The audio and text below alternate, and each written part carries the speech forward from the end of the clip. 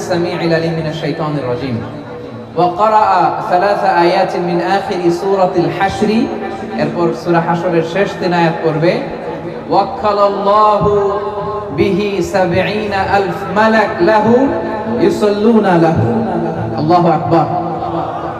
আল্লাহ তাআলা ওই ব্যক্তির জন্য 70000 ফেরেশতা নিয়োগ করবে যারা এই ব্যক্তির জন্য হাত্তা ইউমসিয়া সন্ধ্যা পর্যন্ত দোয়া করতে থাকে।